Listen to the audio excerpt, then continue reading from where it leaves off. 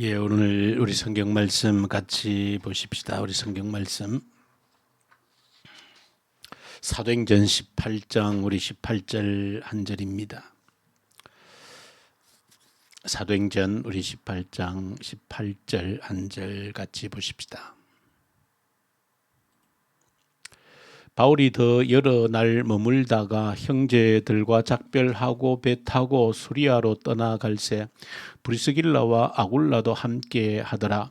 바울이 일찍이 서원이 있었으므로 갱거리아에서 머리를 깎았더라. 아멘.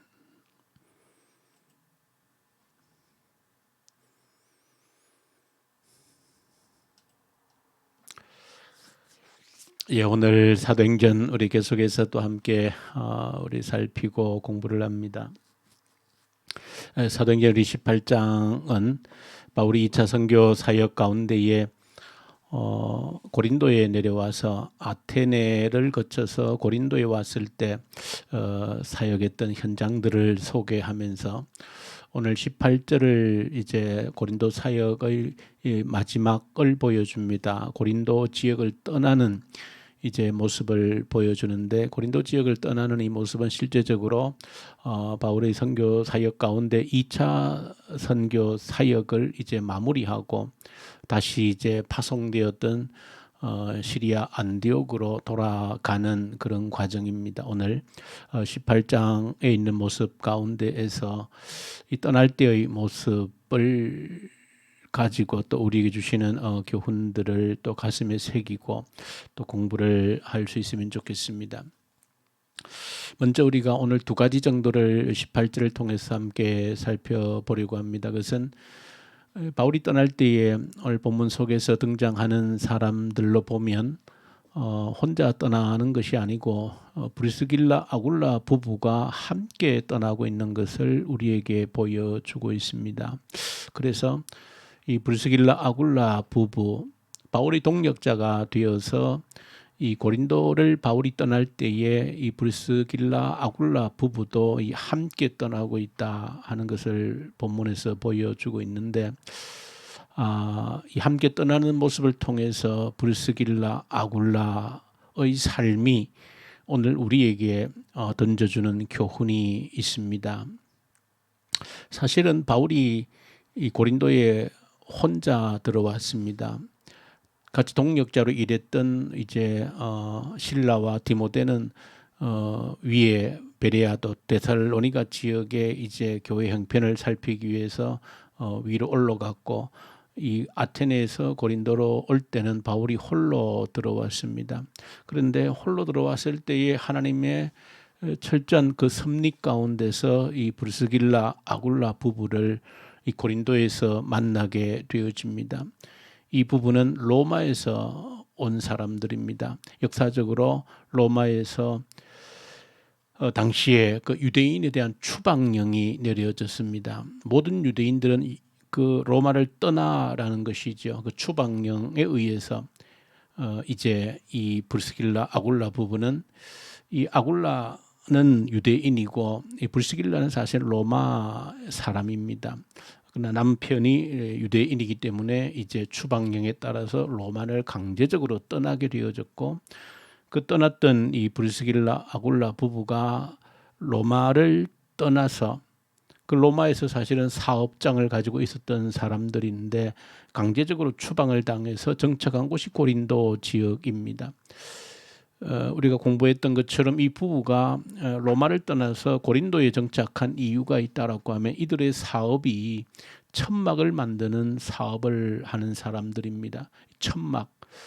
이 천막을 만드는 사업인데 이것은 가장 수요가 많은 곳을 찾아갈 수밖에 없습니다. 왜 사업을 다시 시작하기 위해서는 이 천막이 가장 많이 필요로 하는 곳이 전쟁터, 군인들의 임시 막사로 사용할 수 있는 전쟁터 또 아니면 당시에 이제 고대 올림픽과 같은 큰 경기들이 열리면 많은 사람들이 관중들이 몰리기 때문에 한꺼번에 몰린 그 관중들을 일반적인 어떤 숙박업소에서 다 수용을 하지 못하기 때문에 큰 경기들이 열리는 그런 곳에는 이 임시 숙박업을 위해서 이제 그 텐트가 많이 필요했고 이 고린도로 이 브리스길라 아굴라 부부가 이주를 한 것은 이 고린도 지역에는 고린도 그 도시 바로 남쪽 펠로폰네소스 그 반도에 그 올림픽이 열렸던 그 올림피아라는 지역이 바로 근처에 있고, 또 고린도에도 큰 경기가 2년마다 아미스티아라고 하는 그런 경기가 또 열리기도 했고, 어쨌든 그 고린도 지역 주변에서는 거의 해마다 이제 큰 운동 경기들이 열리는 그런 지역입니다. 그러니까 이 브리스길라 아굴라 부부가 자신들의 사업을 생각하고 고린도에 들어온 것입니다. 그런데 고린도에 이 부부가 들어오자 말자 바울이 오게 되어졌고, 이 두 사람, 이 부부와 바울이 만나게 되어진 것이죠. 이 사람들이 만나서 접촉점이 되어진 것은 업이 같았다는 것입니다. 바울도 원래 천막을 만드는 어떤 그런 기술을 가지고 있는 사람이었고, 또 브리스길라 아굴라 부부가 이 천막 만드는 일을 했기 때문에 아무래도 새로운 곳에 정착을 하려 그러면 한 사람이라도 기술자가 필요했던 것으로 보여지고, 바울이 그런 기술을 가지고 있었기 때문에 이 함께 동력하게 되어졌고, 그런 가운데에서 바울이 전하는 복음을 통해서 양육되고 성장하는, 또 제자가 되는 그런 과정들을 이 브리스길라 아굴라 부부가 거치게 되어집니다.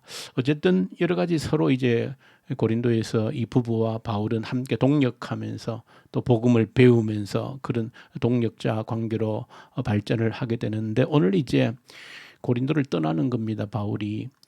물론 우리가 배운 것처럼 고린도에서는 가장 오래 사역했습니다. 1년 6개월 동안 고린도에서 사역을 한 것입니다.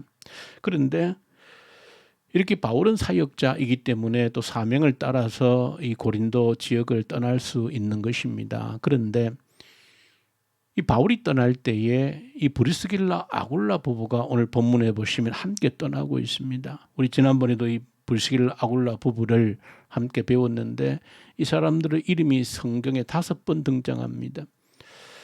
그런데 그 모습을 통해서 우리에게 보여주는 것은 정말로 브리스길라와 아굴라는 바울의 정말 손가락 꼽히는 아주 동력자로서 그 이름이 올라 있습니다. 로마서에 보시면은 이 부분은 자기 생명까지도 줄 수 있는 그런 동력자라고 바울이 소개를 하고 있습니다. 이 고린도에서 처음 만났는데 얼마나 신앙이 잘 들어가고 믿음이 잘 양육되어지고 제자가 되어졌는지 평생의 바울의 동력자가 되어진 것입니다. 나중에는 이들이 다시 이제 에베소로 왔다가 성경에 보시면은 다시 로마로 돌아간 것으로 보여집니다. 왜냐하면 그 로마 유대인 추방령이 5년 이후에 다시 해지가 되어졌기 때문에 다시 로마로 돌아가서 로마서에서 바울이 편지를 쓸 때 보시면은 마지막에 이 브리스길라 아굴라는 로마에 돌아가서 자기 집을 교회로 내어놓는, 자기 집을 교회로 사용하고 있는 그런 모습까지 로마서에서 보여줍니다. 자, 이렇게 신실한 바울의 동력자, 바울에게 같이 생명까지도 내어놓을 수 있을 정도로 그렇게 신앙이 신실했던 이 브리스길라 아굴라 부부. 물론 우리가 또 배운 것처럼 이름이 남편이 아굴라인데 브리스길라가 아내인데 아내의 이름이 먼저 기록되는 것은 유대인들이 이 글을 쓰는 그런 방법을 볼 때 분명히 신앙적인 어떤 면에 있어서는 남편보다 아내가 더 열심히 있고 또 주도적인 사역을 감당했던 것으로 보여집니다. 물론 남편은 반대하는 것이 아니라 잘 뒷받침을 해준 그런 인물이었죠. 자, 어쨌든 이런 부부에서도 그 주도적인 사역을 은사가, 이 교회 사역에 은사가 많았던 사람은 남편보다 아내였습니다. 그래서 아내의 이름이 먼저 기록되어져 있죠. 자, 근데 오늘 한번 주목하고 우리가 기억을 하기를 원하는 것은 이 바울이 떠날 때에 이 부부가 함께 떠났다는 것입니다. 근데 이거 참으로 생각해 보면 쉽지 않은 일입니다. 이들은 사업가입니다. 천막을 만드는 것을 사업으로 했던 사람들입니다. 요즘 같으면 공장이 필요한 것이죠. 많은 이런 텐트를 만들어내려면 많은 직원들도 있었을 겁니다. 그런 사업을 하는 사람이 로마에서 추방당해서 그래도 이제 고린도에 와서 1년 6개월 동안 사실은 머물렀으면 그래도 어려운 가운데 새롭게 이 사업에, 자기 사업의 기반을 닦을 수 있는 기간입니다. 그러니까 1년 반이면은 이제 그래도 어려웠던 시절을 지나고 이제 적응하면서 사업의 기반이 잡혀 있는 그런 때인 겁니다. 그런데 바울이 이제 떠날 때에 이 브리스길라 아굴라 부부가 함께 떠났다는 것입니다. 이것은 참으로 생각해 보면 쉬운 일이 아닙니다. 그래서 저 여러분들이 브리스길라 아굴라 부부가 성경에 이름이 올라 있고 5번이나 기록이 되어져 있고 바울이 손에 꼽히는 그런 바울이 동력자로서 소개되어지는 자신의 생명까지도 내게 줄 수 있었던 그런 사람들이라고 바울이 소개할 수 있었던 그런 인물인 것은 오늘 본문을 통해서도 확인이 되어지는 것입니다. 그들은 사업을 냈지만은 그들이 하는 사업이 이 땅에서 돈을 버는 것이 그들의 삶의 목적이 아니었다는 것을 오늘 18절을 통해서 이 부부의 삶을 통해서 보여주고 있는 겁니다. 이 땅에도 큰 사업장을 가지고 있었지만은 그러나 그 사업이 그들의 삶의 목적이 아니었다는 것입니다. 만약에 사업이 그들의 목적이었다면 그들은 고린도를 떠날 수가 없습니다. 고린도 지역에서는 어떤 다른 지역보다도 텐트 사업이 잘 될 수 있는 그런 여건을 가지고 있는 지역입니다. 그 어렵게 와서 고린도에서 사업 기반을 잡았는데 그것을 다 버리고 포기하고 떠날 수가 없는 것이죠. 적어도 사업이 돈을 많이 버는 것이 그들의 중심 목적이었다라고 하면 절대 바울을 따라서 당시에 떠난다라고 하는 것은 모든 것을 포기해야 되는 것입니다. 모든 것을 포기하고 가야 되는 것입니다. 사업을 접어야 되는 것입니다. 또 어딘가를 가면 새롭게 또 시작해야 되는 겁니다. 그런데도 이 브리스길라 아굴라 부부는 과감하게 접었던 겁니다. 바울을 따라 나섰다라고 하는 것은 그들의 삶의 가치가 어디에 있는지를, 그들의 인생의 목적을 어디에 두고 살아가고 있는 사람들인지를 정확하게 우리에게 보여주고 있는 것입니다. 우리 그리스도인들의 그래서 본이 되어지는 부부가 되는 것입니다.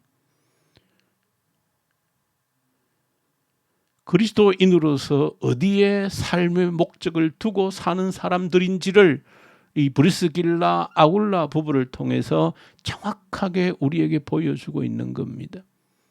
이 땅을 살아가는 목적이 어디 있는지를 보여주고 있는 겁니다. 이게 그리스도인입니다. 그저 교회만 왔다 갔다 하는 그런 자가 아니라는 것입니다. 모든 삶의 목적이 방향이 정확하게 정해져 있는 사람입니다. 오직 그의 나라와 그의 의를 위해서 사는 사람인 것이 확증이 된 사람입니다. 그러니 사역을 위해서 주님 나라를 위해서 필요하다면 과감하게 사업체를 접고 떠났던 것입니다. 그런 부부였기에 성경에 그들의 이름이 5번이나 기록됨과 동시에 바울의 신실한 동력자요, 생명을 줄 수 있는 동력자였다라고 바울이 소개하고 있는 이유가 바로 여기 있는 것이죠. 바울이 생명을 내놓을 수 있는 그런 사역자를 할 때에 아무나에게 그런 이름을 붙여줄 수 있겠습니까? 바울이 그저 인사치레로 그런 말을 할 수 있겠습니까? 바울이 이 부부의 이런 마음을 알기 때문에 그렇게 소개를 하는 줄로 믿습니다. 이것이 오늘 첫 번째 저 여러분들이 18절 속에서 이 브리스길라 아굴라 이 부부, 인생의 목적이 분명한 사람들이구나. 그저 껍데기처럼 교회에 왔다 갔다 하는 그런 사람이 아니구나. 그저 신앙의 액세서리처럼 붙어있는 그런 사람들이 아니구나. 삶의 목적이 정확하구나. 왜 사는지가 정확하구나. 그런 것을 브리스길라 아굴라 이 부부를 통해서 여러분들이 배우게 되어집니다.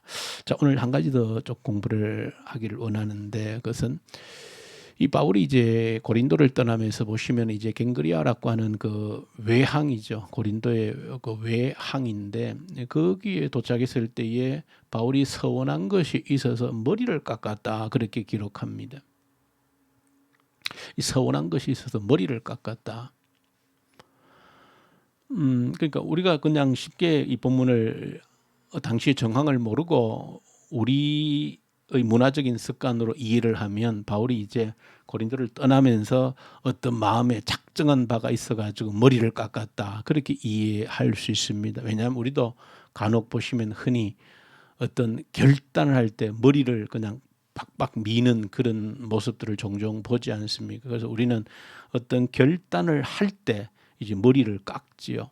완전히 그 빡빡 이렇게 미는 그런 모습들이 있지 않습니까? 근데 유대인들은 반대입니다. 머리를 깎는다라고 하는 것은 결단이 끝났음을 의미합니다.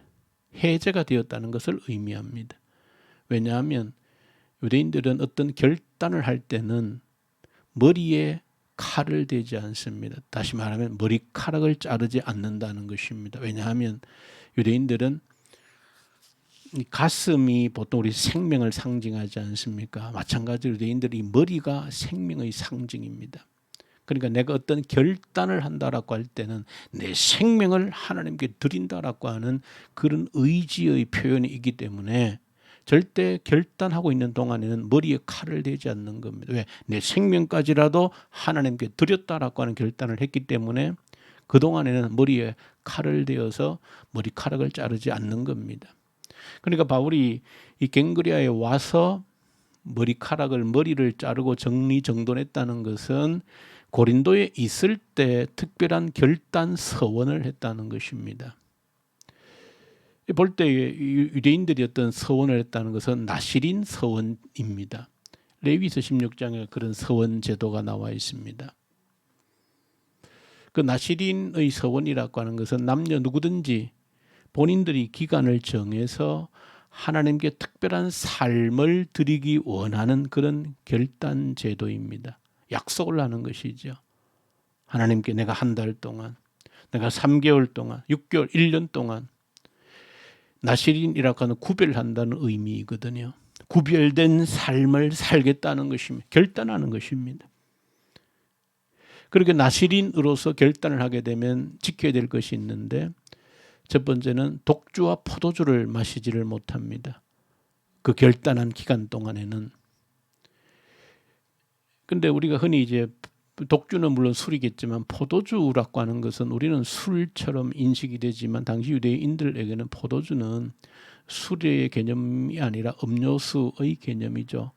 일상에 먹는 음식입니다. 왜냐하면 빵을 포도주와 함께 곁들여 먹습니다. 그 일상 식생활 습관입니다. 왜냐하면 당시 유대인들은 식수를 그냥 마실 수가 없는 석회질, 석회수입니다. 그러니까 뿌연 석회물이기 때문에 그냥 그걸 물로 음료로 마실 수가 없습니다. 그래서 유대인들은 그 음료로 식수로 사용하는 것이 포도주입니다. 그러니까 빵을 떼고 음식을 하루 세 끼를 먹을 때마다 포도주를 당연히 같이 마심으로써 식사가 되는 겁니다. 그런데 나시린을 서약하면 포도주를 마시지 않는다는 겁니다. 그것은 다시 말하면 빵과 포도주를 가지고 식사를 하는 것이 아니고 그 뿌연 석회수를 가지고 식사를 하는 겁니다. 굉장히 힘든 식사가 되어지는 겁니다. 굉장히 거친 식사가 되어지는 겁니다. 그것이 결단의 의미로서 그렇게 자기 삶을 재조정하는 겁니다. 그리고 말씀드린 것처럼 머리에 칼을 대지 않기 때문에 카락을 자르지 않습니다. 그것이 나시린들이 지켜야 될 규례입니다. 그러니까 바울이 갱그리아에 와서 고린도를 떠나면서 이 갱그리아에서 머리를 깎았다라고 하는 것은 고린도 지역에 머물 때에 나시린의 서원을 했다는 겁니다. 뭔가 하나님께 결단을 했다는 겁니다. 특별한 시간으로. 뭔가 마음에 바울에게 고린도가 보통 도시가 아니고 또 다른 어떤 도시보다도 1년 6개월 동안 머물면서 사역을 하면서 그냥 내 힘으로 할 수 없고 보통의 그런 정신으로 할 수 없는 뭔가 특별한 지역임을 알고 바울이 나시린의 결단을 스스로 하면서 고린도에 머무는 동안에 그런 서약을 한력했던 것으로 오늘 본문이 보여주는 것이죠.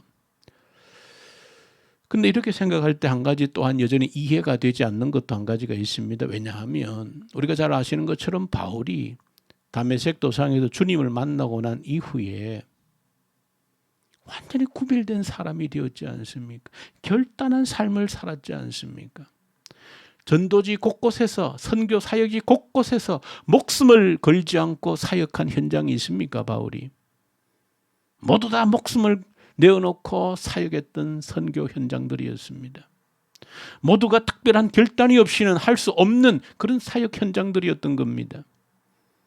그런 것을 생각하면 바울은 지금 계속해서 1차, 2차 선교 사역 가운데 늘 특별한 결단 속에서 사역을 하고 있는데 이 고린도에서 다시 굳이 나실인 서약을 하면서까지 그 새로운 결단으로 사역을 할 필요가 있었겠는가 하는 의문이 드는 겁니다. 근데 분명한 것은 나실인 서약을 하고 그 새로운 결단을 했다는 것입니다. 이것이 저와 여러분들에게 주는 큰 의미가 있는 겁니다. 바울도 우리와 정말로 비교가 되지 않는 하나님의 놀라운 사역자, 동력자 바울도 그 일상의 결단을 뛰어넘어서 특별한 삶의 결단을 고린도에서 사역할 동안 아마 거의 기간이 성경에 나와 있지는 않지만 아마 고린도의 지역에 있을 동안에 그렇게 나실인으로 그런 서약을 한 것으로 보여집니다. 거의 1년 6개월 내내 고린도에 있을 동안에 나실인 서약을 지키면서 머리에 칼을 대지 않고 끼니마다 포도주를 입에 대지 않고 그 딱딱한 그 빵을 그 우연 석회수를 함께 마시면서 결단했던 바울의 모습을 보여주는 것이죠. 그럴 때 우리에게 우리야 무슨 더 할 말이 있겠습니까? 평상시에도 잘 결단이 안 되는 우리라면 이런 특별한 결단의 때가 필요하다는 것이죠. 어쩌면 그런 의미에서 사순절이라는 것도 우리에게 필요한 절기인 겁니다. 평상시에 다 우리가 잘할 수 있겠지만 그렇지 못하다는 것, 잘 안 된다는 것입니다.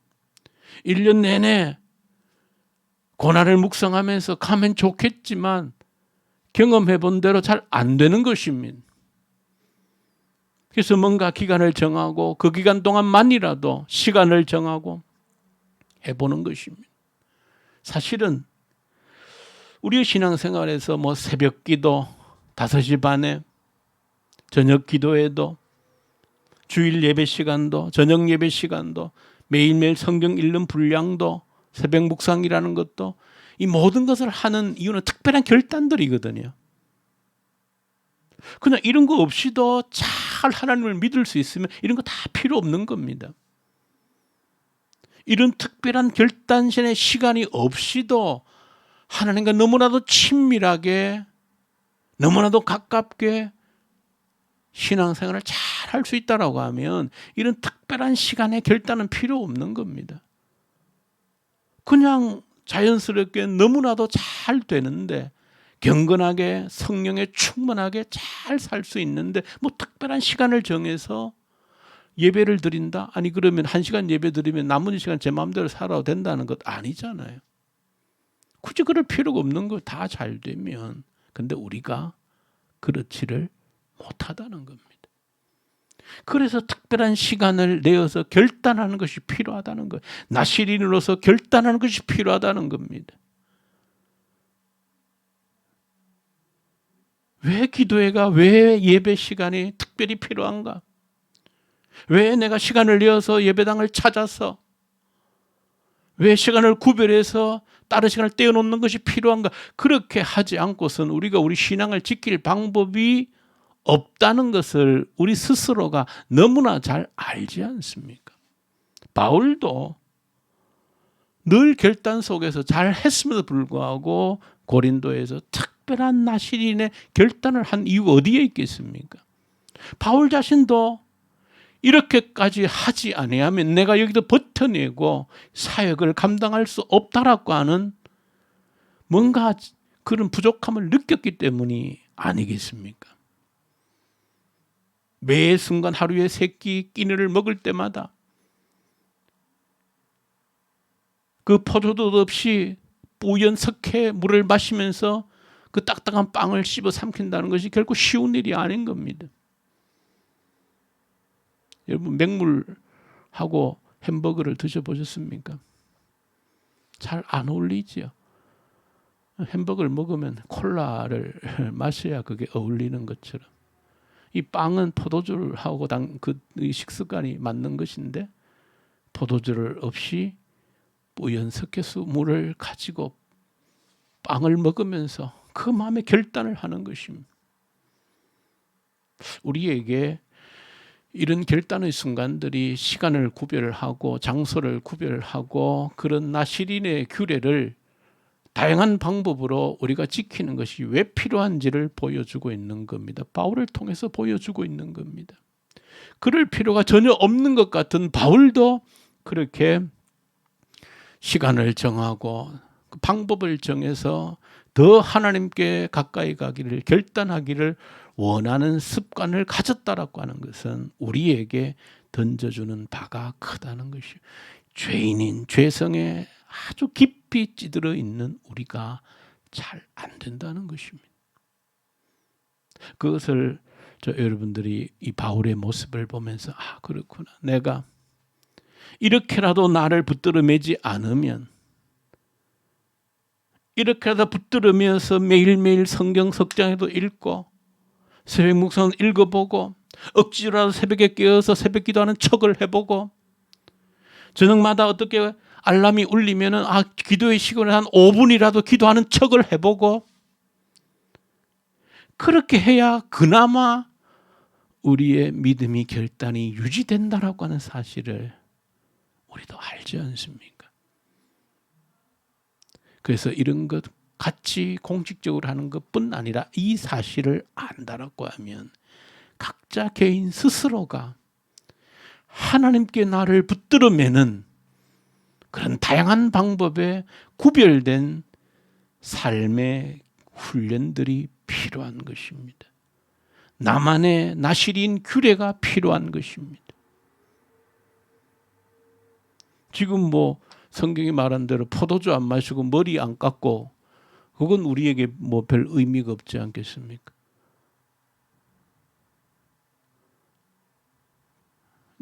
우리에게 맞는 다양한 방법들이 있을 수 있죠.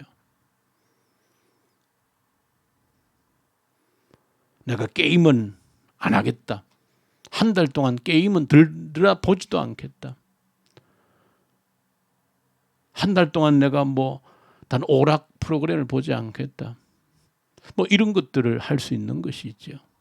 내가 어떻게 너무 빠져 있는 뭐가 있다라고 하면 스포츠든 취미든 너무 내가 시간을 허비하는 그런 게 있다면 내가 한 달도 그거 한번 끊어보겠다. 한 달 안 해보겠다. 그 대신에 내가 경건생활 좀 해보겠다. 그런 것들 결단을 각자들이 할 수 있는 것이죠. 그렇게 하지 않고서는 우리 신앙이 그냥 그렇게 유지되지 않는다 하는 것을 오늘 바울의 이런 나시린 서약을 통해서 우리가 배우게 되는 것들입니다. 어찌하든지 어떤 몸부림을 쳐서라도 주님께 더 가까이 가고 또 결단하는 그런 동력자, 사역자들로 우리를 드릴 수 있기를 간절히 소망합니다. 우리 주님 아버지 감사합니다. 우리가 우리 자신을 너무나 잘 압니다. 어떤 존재인지를 그냥 놔두면 잘 되지 않는다는 것을 우리가 너무나 잘 압니다.